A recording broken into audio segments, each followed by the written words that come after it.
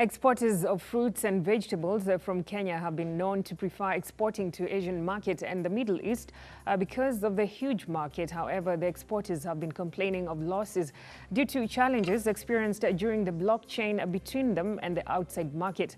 80% of Dubai imports are agricultural products amounting to $1.6 million annually. However, farmers have been urged to embrace new technology for better and quality products that can meet the international market. And to discuss more on this, you'll need to know about exportation of horticultural crops and measures needed for sustainable production. Because for agri-produce coming from Kenya, the popular ones are tea, coffee, but apparently there's even a whole lot more that can be exported from Kenya to the UAE market. And the good thing is Kenya already has an existing bilateral agreement with the UAE, but it's not fully maximized. But with this platform, that is what we are looking to do. That's why we are actually addressing the the underlying issues and the fundamental issues for us to be able to allow the farmers from Kenya to fully export to the UAE. In Kenya, we're looking at very strategic sort of areas of engagement, and agriculture being one of them.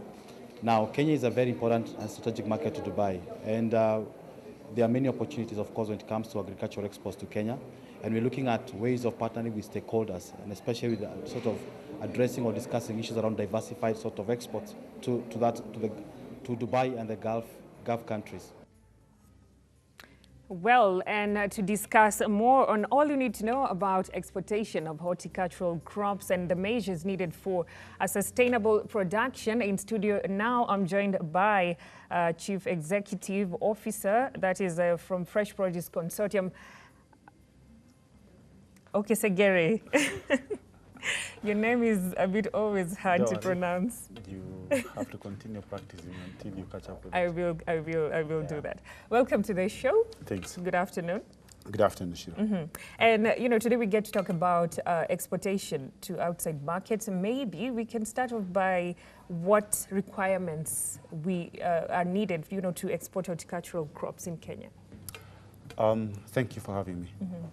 One is that every other business that we have must have a regulator, and you must have necessary licensing.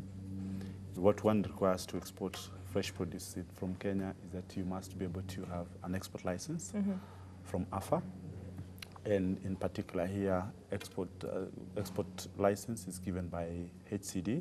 HCD is Horticulture Crops Directorate. This license will then enable you to be able to access the export market. Then you also need to have clarity and clearance from KEPHIS, which is basically a Kenya Plant Health Inspectorate Service. And this is the department that watches over the phytosanitary issues. So you have the export license for every product that you send out. There is a phytosanitary certificate which serves as a passport, as a visa for that specific product. So every product is licensed. Every product is certified on a daily basis, is cleared. So a license is more of a passport. The phytosanitary certificate is more of a visa for that specific consignment. So it's consignment by consignment. Of course, there's a process. For one who has farmers, outgrowers, then it means that you must have a contract with the outgrowers.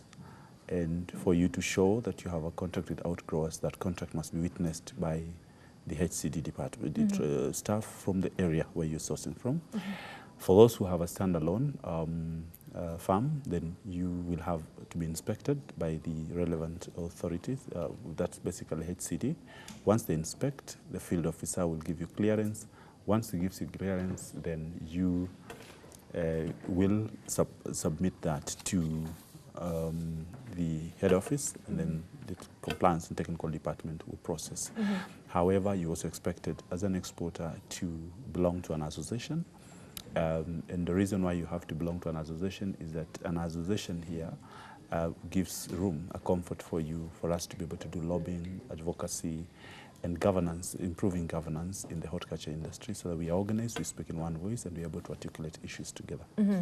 And maybe just going back to the requirements and, you know, towards the exporting of horticultural crops, do we actually have like a percentage of farmers who are into horticultural farming in Kenya? We have very many farmers, but of course the way farmers are organized is that you must have a legal entity. So for farmers to export currently, they're exporting through a legal entity. This legal entity, most farmers now do export through an exporter or an agent. In this case, you either have a business name or you have a limited facility. Once you have that limited facility, then what helps you to do is that you apply as a legal entity. Then for you to be able to promote the export products, what you then need to do is to contract an outgrowers, and those farmers will then export through you. But if farmers can be able to organize themselves in a legal entity, and they have governance structure within themselves, then they should be able to export without having challenges. Of course, there's a technical hitch that they need to, there's a technical arm that they need to cover, but the technical experts around that can support them in terms of moving, and that's why the associations then belong. Like the consortium then belongs where you have hitches, we will then be able to guide you. Yeah. And, you know, it is a good thing that, you know, 80% of the Dubai imports are from Kenya, and I'm not very sure whether they are from Kenya, because the figures that have been given is that Dubai basically imports. It's an import country. Dubai is a desert. What happens is that Kenyan products end up in Dubai through other destinations. We have very little going straight into Dubai, straight from Kenya. Most of our products then end up Dubai through other destinations. For example, some countries in EU will import our products and then re-export to the Middle East. And therefore, Dubai becomes a hub. And being a hub, then what has happened is that you then have to face challenges, because then our products get their good products, but they have a label of origin from a different country. So that then scales down our visibility as a country in Dubai. And yet, from here to Dubai, we're looking at 5 hours. Our products then end up in the market having gone through long distance, because then they have to do 8 hours to EU.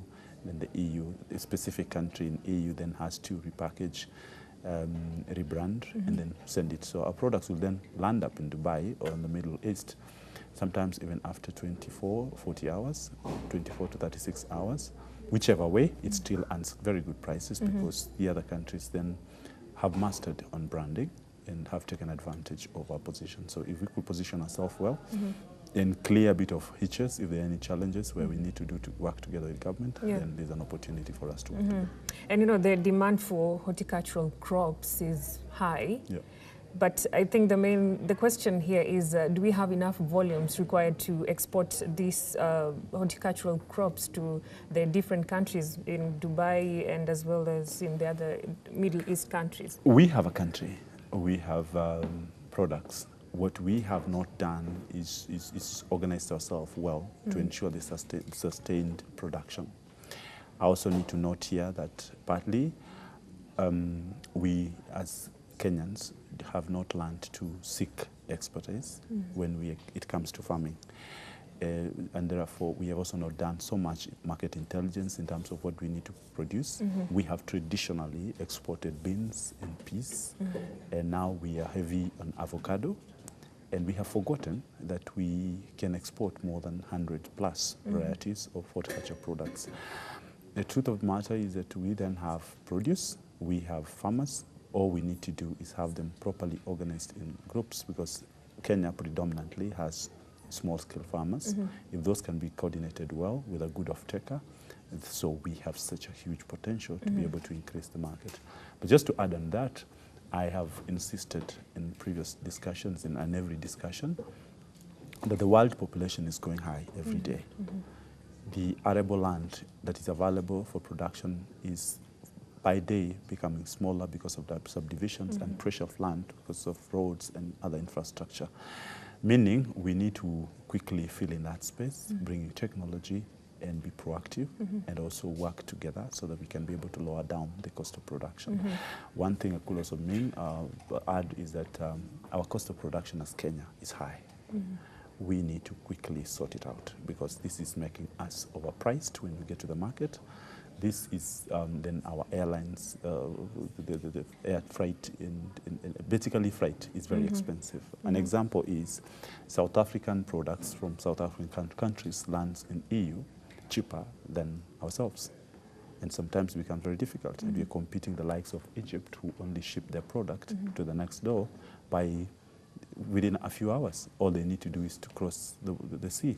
We are placed in a very good place at the equator. The advantage we have is that we can produce throughout the year, but we need to quickly sort out the cost of production, the cost of freight, and most of it is on fuel, most of it is on energy, and taxation on us is quite a bit of a challenge. Yeah, but in terms of answering your question, yes, we have products, we have people, we have the energy, we have the land. All we need to do is get ourselves properly organized. Yeah.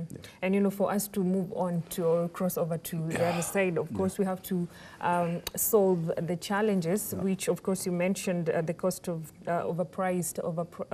cost of taxes. That is, it is quite high.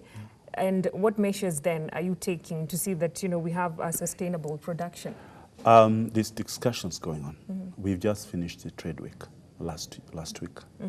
During the trade week, there was a lot of insistence to government to look at reviewing its policies, the tax positions, give the exporters tax rebates, look at lowering down the cost of farm inputs, or even waiving taxes on farm products. Look at fertilizer, look at agrochemicals, look at seeds. Why will they have tax? And yet the same horticulture products, last time I was here, I did mention that last year we hit 115 billion from horticulture.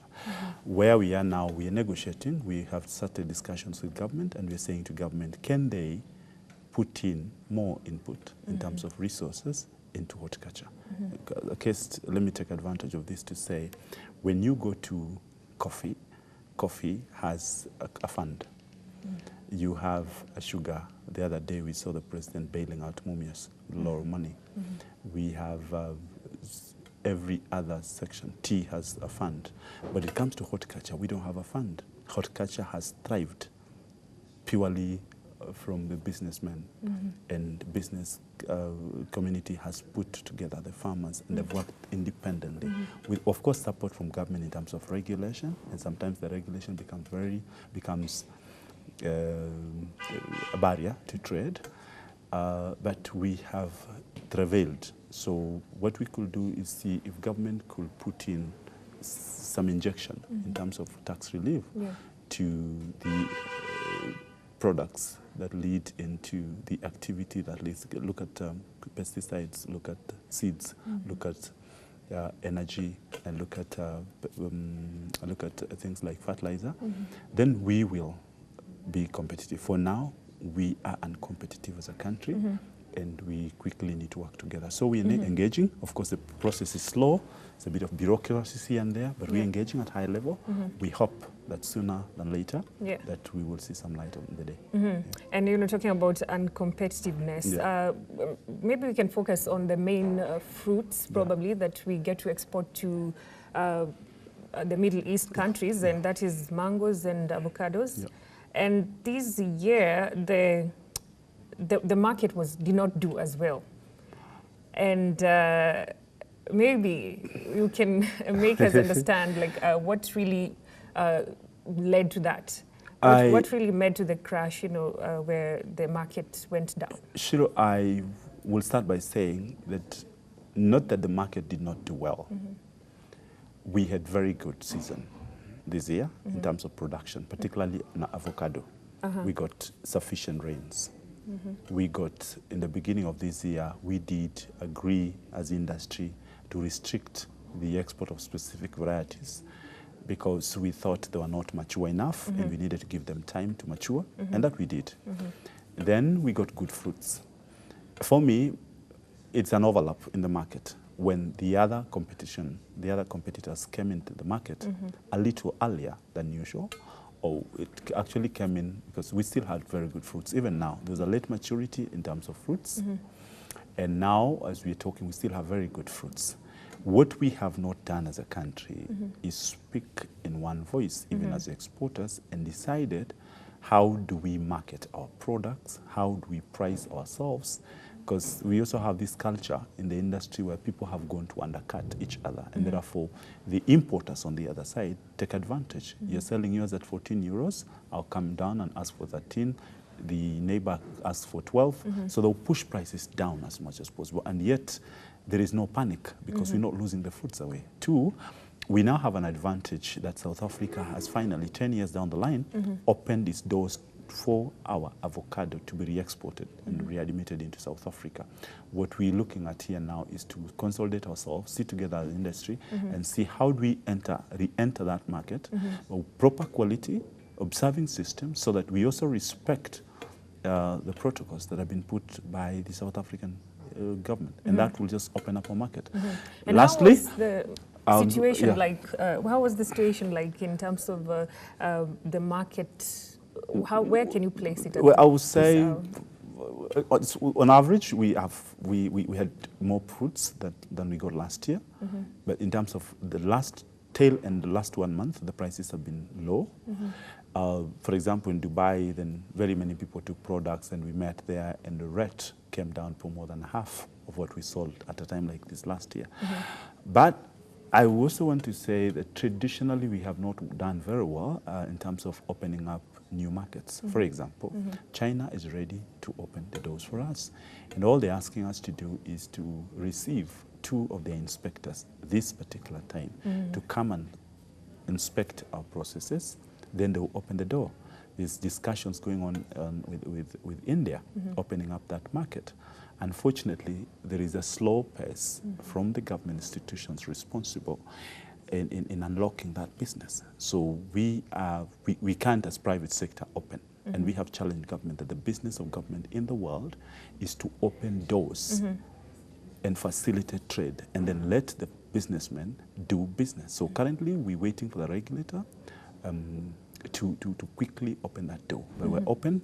We have even agreed in terms of how do we together work in opening that market. If that opens, we will be good.